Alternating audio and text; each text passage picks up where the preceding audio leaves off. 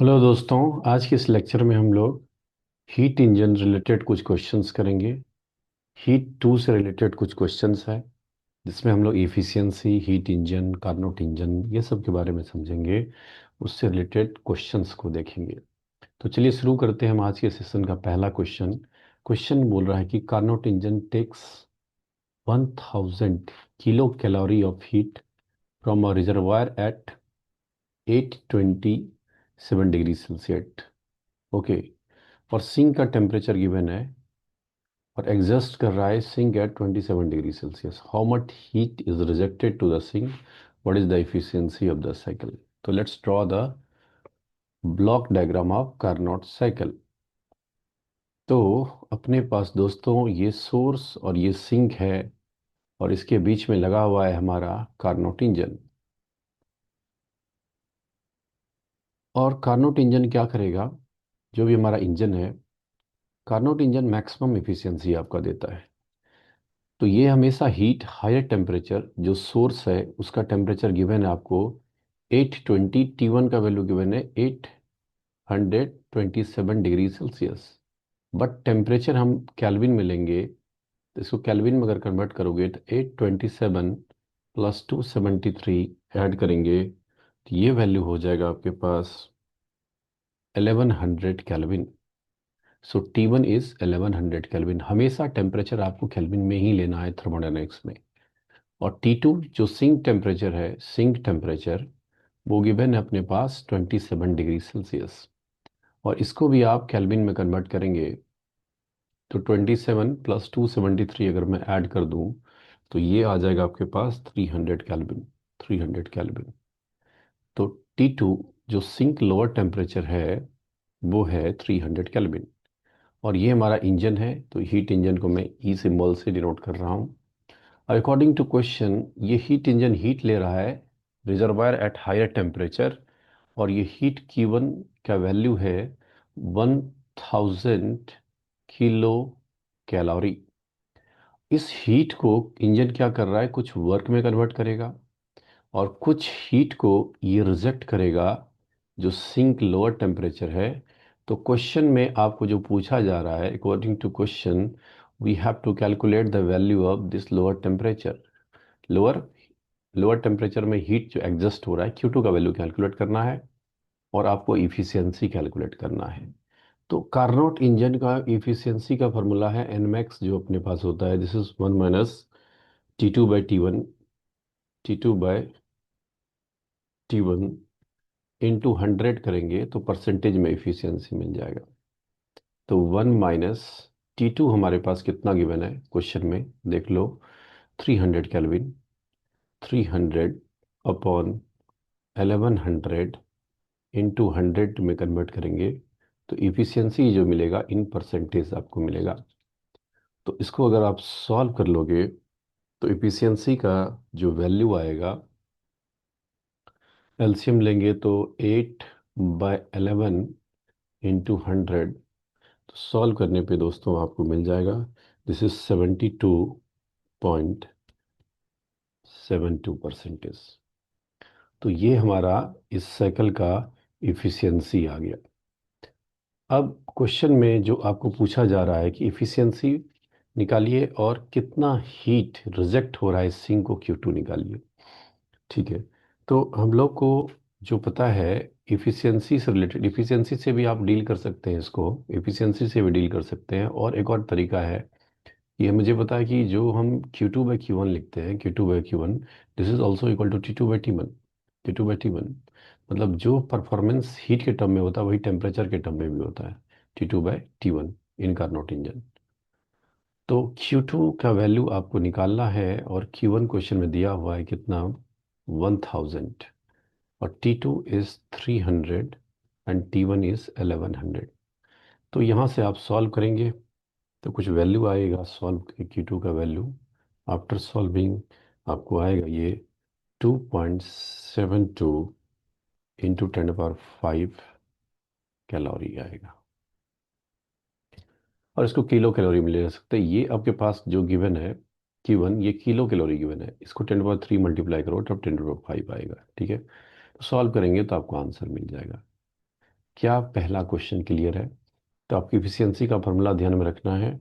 अब इस अगर Q2 निकाल लेंगे, अगर वर्क आ गया इसी क्वेश्चन में, मुझे अगर वर्क पूछ दे, क्वेश्चन में पूछ सकता है कि वर्क भी बता दो, तो वर्क क्या लिख सकते हैं? वर्क इज Q1 - Q2 और Q1 Q2 को डिफरेंस करेंगे तो आपको वर्क मिल जाएगा। Q1 Q2 आपको पता है। तो चलिए मूव करते हैं दूसरा क्वेश्चन की तरफ। क्वेश्चन आपके सामने स्क्रीन पे है।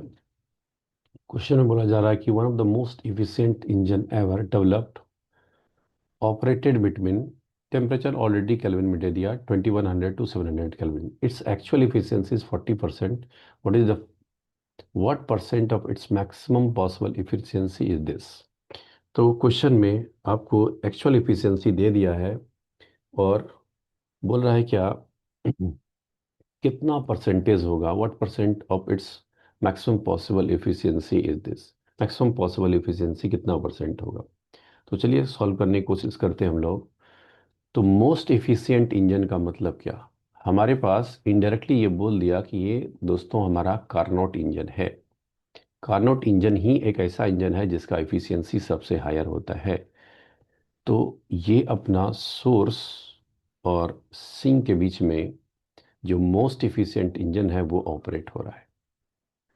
और आपको सोर्स टेम्परेचर गिवन है 2000 केल्विन और सिंक टेम्परेचर गिवन है आपके पास 700 केल्विन। सोर्स टेम्परेचर को मैं T1 एज्यूम कर रहा हूँ और सिंक टेम्परेचर को मैं एज्यूम कर रहा हूँ T2। और ये कुछ वर्क आउटपुट मिलेगा और हायर टेम्परेचर से हीट को लेगा, हीट इंजन यूटिलाइज करेगा कुछ यूजफुल वर्क में और कुछ हीट को रिजेक्ट करेगा। ठीक है, तो लेट्स फाइंड एन मैक्स क्या होगा। एन मैक्स अगर मैक्सिमम इफिशियंसी की मैं बात करूं और परसेंटेज में आप निकालेंगे, क्योंकि हमें जो है परसेंटेज इफिशियंसी फाइनली निकालना है। तो एन मैक्स को भी मैक्सिमम इफिशियंसी को परसेंटेज में निकालिए तो ये आ जाएगा 1 - T2/T1 × 100। तो अगर मैं वैल्यू पुट कर लूँ तो 1 - T2 आपके पास है 700 और T1 है 2100 और मल्टीप्लाई कर लोगे 100 से, ये डबल जीरो आपका कैंसिल, 7 से कैंसिल कर दीजिए 3 टाइम्स, 1 - 1/3 × 100। तो दोस्तों ये आ जाएगा 200/3। 200/3 को अगर सॉल्व करेंगे तो ये आ जाएगा आपके पास 66.66%। ये मैक्सिमम इफिशियंसी आ गया है। बट हमें मैक्सिमम इफिशियंसी नहीं पूछ रहा है। तो क्वेश्चन में ये पूछ रहा है कि what percent of its maximum possible efficiency is this? मतलब परसेंटेज इफिशियंसी पूछ रहा है। We have to calculate an efficiency, actual efficiency upon जो मैक्सिमम इफिशियंसी आया है, इसका आपको परसेंटेज कैलकुलेट करना है इनटू 100। ये वैल्यू आपको कैलकुलेट करना है। तो मैक्सिमम इफिशियंसी तो है 40 और एन मैक्स हम कैलकुलेट कर चुके हैं ऑलरेडी। कितना? 66.66 इंटू 100 करोगे, सॉल्व करेंगे तो आपको जो आंसर आएगा वो परसेंटेज में आएगा। After solving you will get 60%। This is our required answer. क्या बात क्लियर है? सेकंड क्वेश्चन तक आपको एनमैक्स पूछ नहीं रहा था, एनमैक्स तक रुकना नहीं है आपको। What percent of maximum possible efficiency, मतलब एक्चुअल का कितना परसेंट है मैक्सिमम पॉसिबल इफिशियंसी, ये पूछा जा रहा है। मूव करते हैं हम लोग अगले क्वेश्चन की तरफ। नेक्स्ट क्वेश्चन में हमारे पास इंफॉर्मेशन दिया हुआ है क्या कि in a heat engine the temperature of source and sink are 500 kelvin and 375 kelvin. If the engine consume 25 into 25 joule per cycle and तो हमें फाइंड करना efficiency of heat engine, work done और हीट रिजेक्टेड। सारा बात पूछ चुका है। तो सिंपल फार्मूला पुटिंग क्वेश्चन है, ड्रॉ करते हैं हम लोग ब्लॉक डायग्राम। तो आपका एक हीट इंजन जो वर्क कर रहा है सोर्स और सिंक टेम्परेचर के बीच में, तो उसको मैं दिखा रहा हूँ इस क्वेश्चन में।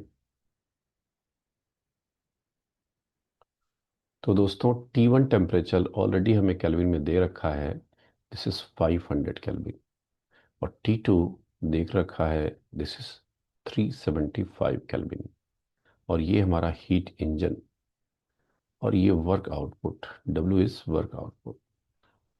तो यहाँ से हीट लेगा Q1 का वैल्यू निकालना है हमें, Q2 का वैल्यू निकालना है हमें। Q1 दिया हुआ है क्वेश्चन में। इफ हीट इंजन कंज्यूम्स, मतलब Q1 का वैल्यू दे दिया है 25 into 10 power 5 joule per cycle. Joule per cycle given है, एक साइकिल का। तो जूल पर साइकिल में ही हमें वर्क और Q2 निकालना है। Let's find efficiency. तो 1 - T2/T1, इस बार मैं परसेंटेज में नहीं निकाल रहा हूँ, तो सिंपल निकालते हैं। 1 - T2 है 375/T1 500। तो इसको अगर सिंप्लीफाई करोगे तो ये आपके पास कितना आ जाएगा? ये आ जाएगा आपके पास 500 - 375/500। तो ये वैल्यू आपको आ जाएगा कितना? तो 500, इसको माइनस कीजिए तो आपके पास आ जाएगा 5 और 2, 2 125 आ जाएगा। 125/500 आ जाएगा। तो अगर मैं इसको कैंसिल कर लूँ तो कैंसिल करके देखते हैं हम लोग कितना आ रहा है। 25 से 5 टाइम्स और 25 से 20 टाइम्स। पेशेंस के साथ कैलकुलेट करना, ये वैल्यू आएगा 1/4। But we know efficiency also equal to, हमारे पास होता है क्या? वर्क/Q1। इफिशियंसी को मैं वर्क/Q1 भी लिख सकता हूँ। मतलब एफिशिएंसी आउटपुट बाय इनपुट होता है। तो आउटपुट इस साइकिल का क्या है हमारे पास? वो है वर्क। और इनपुट क्या दिए हम इंजन को? इनपुट हम दिए है Q1। सो एफिशिएंसी का वैल्यू है दोस्तों 1/4। और यहाँ से वर्क/Q1, Q1 का वैल्यू है 25 into 10 power 5 joule per cycle. तो वर्क निकल जाएगा 25/4 into 10 power 5 joule per cycle. पर साइकिल, ये आपका वर्क निकल जाएगा। जो भी आए 25/4 आप कीजिए। 25/4 करेंगे तो 6.25 सिंपल आ जाएगा। इसको मैं लिख देता हूँ 6.25 इंटू 10 पावर 5 जूल आ जाएगा वर्क आपका। तो हमारा जो है वर्क का इफिशियंसी निकल गया। इफिशियंसी अगर परसेंटेज में निकाल लेंगे ईटा इन परसेंटेज, तो इसमें 100 मल्टीप्लाई करोगे तो 25% आएगा। मैं परसेंटेज में नहीं रखा था पहली बात, क्योंकि मुझे वर्क से उसको रिलेट करता था। तो पहला बिट का आंसर ये है आपका इफिशियंसी, दूसरा बिट का आंसर है बी, और तीसरा बिट पूछ रहा है कि हीट रिजेक्टेड Q2 का वैल्यू बता दो। तो we know work equal to Q1 - Q2 by conservation of energy. तो work equal to Q1 - Q2। Q1 आपके पास गिवन है 25 इंटू 10 पावर 5, और माइनस करेंगे आप Q2 आपको निकालना है, और वर्क आपके पास गिवन है कितना? तो 6.25 इंटू 10 पावर 5। तो डिफरेंस करो, यहाँ से आप Q2 का वैल्यू निकाल लेंगे, जो आएगा आपका आंसर आएगा। मैं सिंपल प्रोसेस आपको बता रहा हूँ। क्या बात क्लियर है? तो इसको सॉल्व करोगे 18.75 समथिंग आंसर आता है। सॉल्व करेंगे सो Q2 का वैल्यू आप पाएंगे 18.75 इंटू 10 पावर 5 जूल। तो उम्मीद करूंगा दोस्तों कि अभी तक सारा कॉन्सेप्ट क्लियर होगा। चलते हैं, आगे बढ़ते हैं अगले क्वेश्चन की तरफ। नेक्स्ट क्वेश्चन हमारे पास एक और क्वेश्चन है। क्वेश्चन में बोला जा रहा है क्या? A Carnot engine takes 306 calorie of heat from a reservoir 627 degrees Celsius and gives to the sink का temperature दिया हुआ, फाइंड वर्डन। Again thermal question same pattern पे आ रहा है। आप खुद से भी ट्राई कर सकते हो इसको। तो इस वीडियो को आप पॉज कीजिए फिलहाल थोड़ी देर के लिए, और खुद से ट्राई कीजिए, और मिलाते हैं हमारा आंसर और आपका आंसर मैच कर रहा है कि नहीं। तो हमारे पास ये रहा सोर्स सिंक का टेम्परेचर, और ये गिवन है टेम्परेचर T1, और ये है 627। उसमें आप ऐड करेंगे तो इस टेम्परेचर को डायरेक्ट मैं केल्विन में लिखता हूँ, ये 900 केल्विन आ जाएगा। कैसे आया? तो 627 में ऐड करेंगे कितना आप? 273, तो आएगा 900 केल्विन। और ये T1 का वैल्यू है। और T2 का टेम्परेचर 27 दिया हुआ है, तो T2 अब 273 ऐड करेंगे तो 300 केल्विन होगा। ठीक है, ये हीट इंजन अपने पास, और इधर ही Q1 और Q2। Q1 का वैल्यू इस बार भी दिया हुआ है कितना? 3 इंटू 10 पावर 6 जूल। और आपको पूछ रहा है क्या कि वर्डन बता दीजिए। लेट्स फाइंड इफिशियंसी से हम कंपेयर करेंगे। इफिशियंसी क्या है? मैं परसेंटेज में नहीं निकाल रहा हूँ, नॉर्मल निकाल रहा हूँ। 1 - T2/T1, और कार्नोट इंजन की बात कर रहे हैं, इसलिए मैं मैक्सिमम इफिशियंसी ही लिख रहा हूँ। 1 - T2 गिवन है 300, और T1 गिवन है आपके पास 900। जीरो जीरो कैंसिल कर लो तो आपके पास आ जाएगा कितना? 9 - 3, तो 6/9, और ये आ जाएगा 2/3।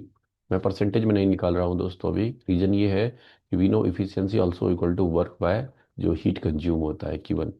तो आपकी इफिशियंसी गिवन है 2/3 इक्वल टू वर्क निकालना है, और हीट कंज्यूम क्वेश्चन में दिया हुआ है 3 × 10⁻⁶। तो 3 कैंसिल हो जाएगा, तो वर्क का वैल्यू आ जाएगा आपके पास 2 × 10⁻⁶। 2 × 10⁻⁶ जूल। सॉल्व करेंगे तो आपको आंसर मिल जाएगा। ठीक है, तो हमें क्या पूछ रहा था? फाइंड वर्डन। वर्डन नहीं पूछ रहा है, तो आंसर है 2 × 10⁻⁶ जूल। आगे में बढ़ते हैं अगले क्वेश्चन की तरफ। अगला question again very important question. ये क्वेश्चन 2 से 3 बार जेईई एग्जाम में पूछ चुका है, जेईई मेंस में, तो इसको अच्छे से समझेंगे। बोल रहा है कि the efficiency of Carnot cycle is 1/6। एक कार्नोट साइकिल है, उसका इफिशियंसी गिवन है, इसको ईटा 1 मानता हूं मैं। ईटा 1 आपके पास 1/6 गिवन है, परसेंटेज में नहीं लिखा है, नॉर्मल लिखा है। If on reducing the temperature of sink by 65 degree Celsius the efficiency becomes 1/3। Find the source and sink temperature between which the cycle is working. तो अब समझते हैं हम लोग, दो केसेस में इस क्वेश्चन को डील करना है। पहला केस में आपके पास ऐसा इंफॉर्मेशन है कि हमारा एक कार्नोट इंजन है दोस्तों, जिसका कुछ सोर्स और सिंक का टेम्परेचर होगा। लेट्स से ये T1 है और ये T2 है, और इसके बीच में हमारा हीट इंजन काम कर रहा है, और जिसका इफिशियंसी इनिशियली गिवन है अपने पास, दैट इज 1/6।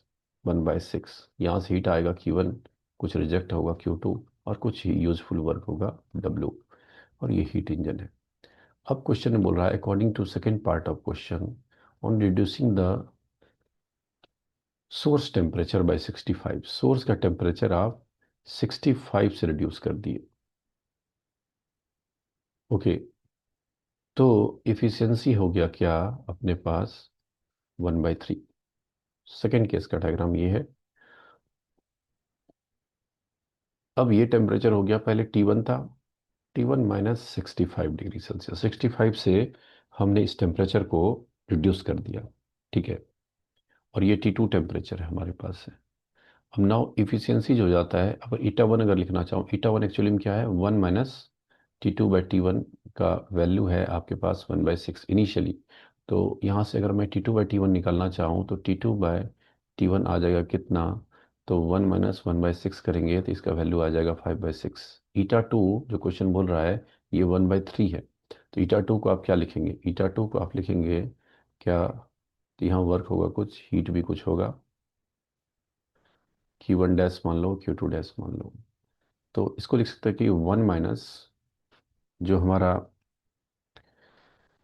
किसका टेम्परेचर, सिंक का टेम्परेचर, सॉरी ये सोर्स का टेम्परेचर रिड्यूस नहीं किया हम लोग रिड्यूस कर रहे हैं टेम्परेचर सिंक का, ये 65 माइनस। तो अब जो टेम्परेचर इफिशियंसी हो जाएगा 1 minus sink temperature T2 - 65 by source temperature जो T1 है, उसका वैल्यू गिवन है 1/3।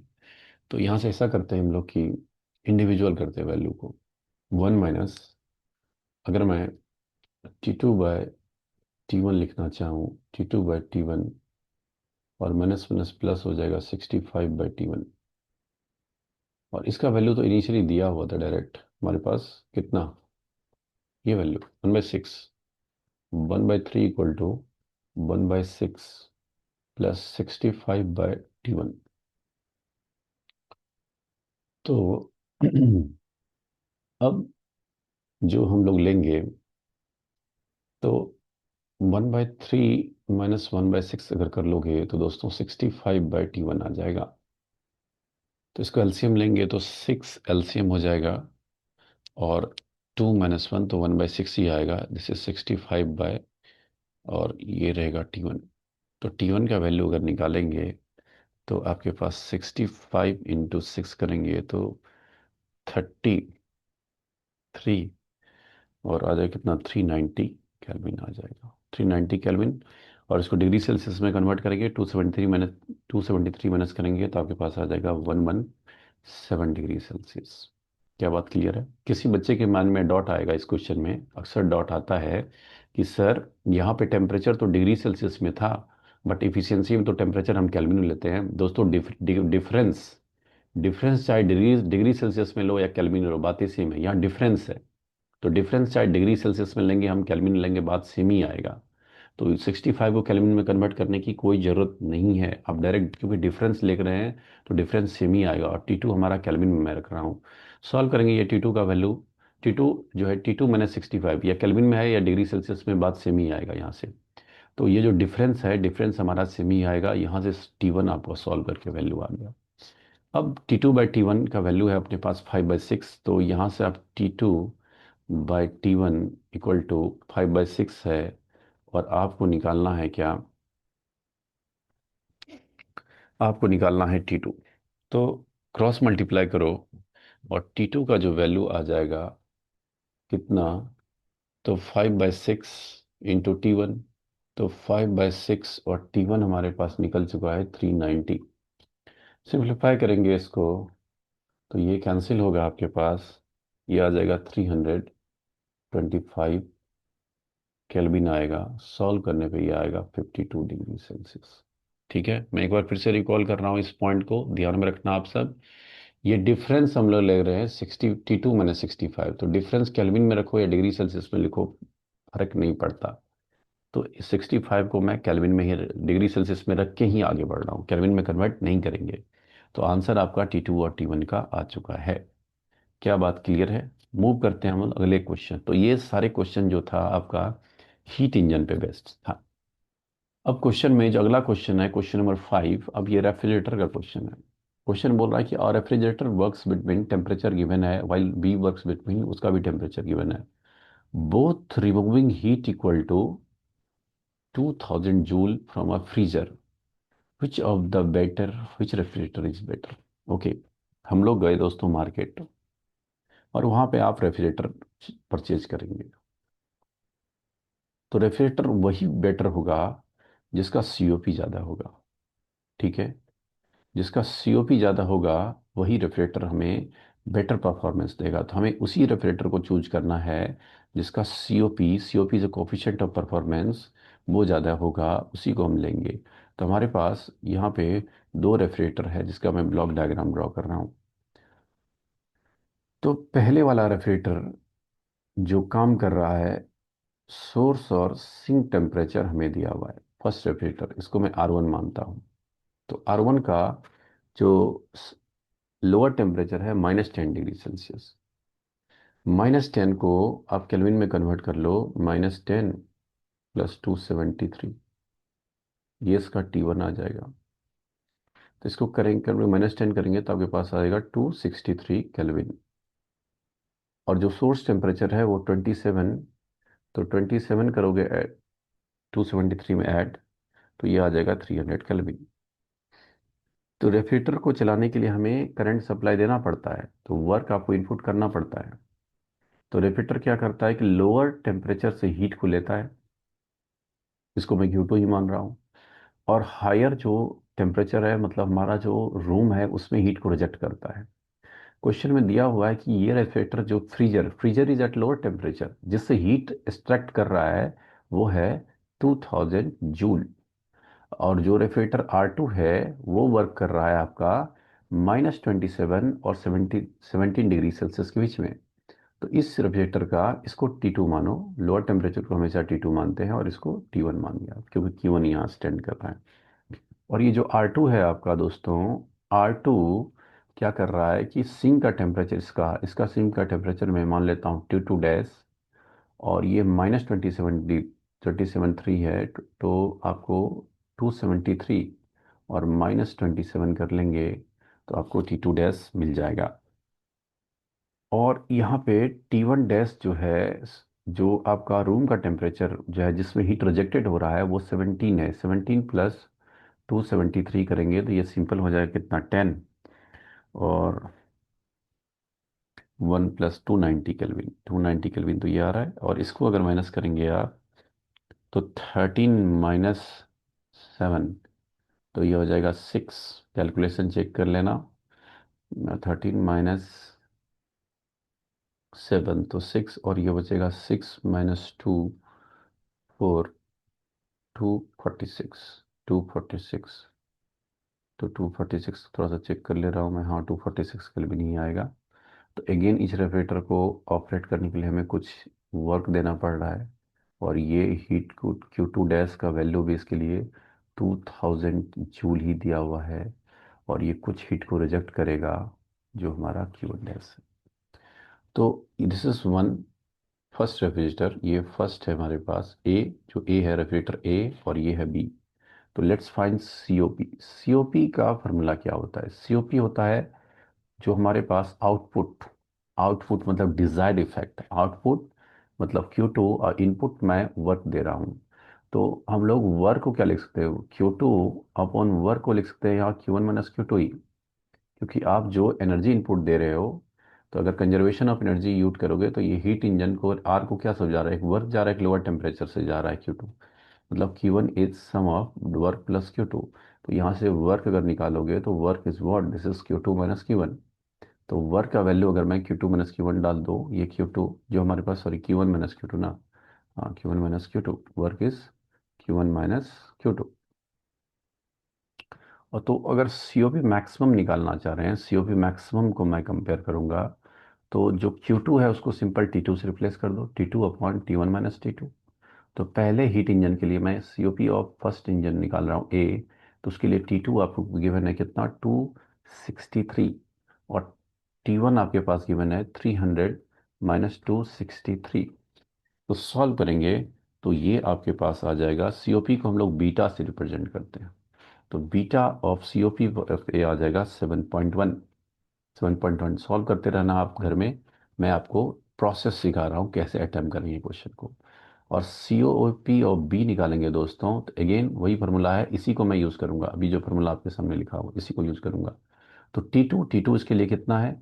तो 246 है सर, और T1 माइनस T2 करेंगे तो 290 माइनस 246, कैलकुलेशन आप चेक कर लेना, तो ये वैल्यू आता है 5.6। तो जिसका सीओपी ज़्यादा है वो ज़्यादा है। अच्छा, तो मतलब इस यहाँ से हम लोग देख रहे हैं कि beta of refrigerator A is greater than beta of refrigerator B, मतलब जो रेफ्रिजरेटर ए है वो मोर इफिशियंट है। तो बेटर रेफ्रिजरेटर क्या है? तो आंसर होगा A is better, better refrigerator, refrigerator. क्या बात क्लियर है? तो मूव करते हैं अगले क्वेश्चन की तरफ। नेक्स्ट क्वेश्चन आपके पास है 7 नंबर, स्क्रीन पे दिख रहा होगा आप सबको। क्वेश्चन में बोला है refrigerator has to transfer an average of 263 joule heat per second from a temperature -10 degree Celsius to 25 degree Celsius. Calculate average power consumed और assuming no energy loss in process. तो एवरेज पावर कंज्यूम मतलब joule per second में आपको work का value निकालना है। Power consume मतलब क्या? वर्क ही हमें, वर्क कितना एनर्जी कंज्यूम कर रहा है, हमें कितना वर्क कर रहे हैं रेफ्रिजरेटर को ऑपरेट करने में। तो let's draw it's block diagram. तो रेफ्रिजरेटर दोस्तों वर्क कर रहा है हमारे पास, सो इसका हायर टेम्परेचर रूम का गिवन है 25। तो 25 प्लस 273 कर लोगे, 25 plus 273, so it will 298 kelvin. अगर मैं T2 की बात करूं तो T2 जो हमारा लोअर टेम्परेचर है वो है -10 डिग्री, तो -10 प्लस 273 कर लेंगे, ये आ जाएगा 263 केल्विन। और रेफ्रिजरेटर R कोई है जो इस दो टेम्परेचर लिमिट के बीच में काम कर रहा है। अब रेफ्रिजरेटर को काम करने के लिए हमें क्या करना होगा? एनर्जी देना पड़ेगा। एनर्जी मैं करंट के टर्म में दूंगा, वही तो कंज्यूम करेगा। मतलब इस क्वेश्चन में हमें जो निकालना है, इस वर्क का वैल्यू पर सेकेंड में निकालना है। और ये रहा हीट, यहाँ से जो रेफ्रिजरेटर से यहाँ कूलिंग कर रहा है, कूलिंग इफेक्ट, वो इसका दिया हुआ है कितना? Refrigerator has to transfer 263 joule per cycle from from per second from temperature -10 degree Celsius. तो ये कि मैंने आपके पास 263 जूल पर सेकेंड में, और इधर होगा Q1। तो सबसे पहले हम लोग सीओपी लिखेंगे। सीओपी क्या होता है? मैक्सिमम की बात कर लेते हैं, तो T2 by T1 minus T2 direct मैं यूज़ कर रहा हूँ। तो T2 आपके पास गिवन है कितना? 263, और T1 गिवन है 298।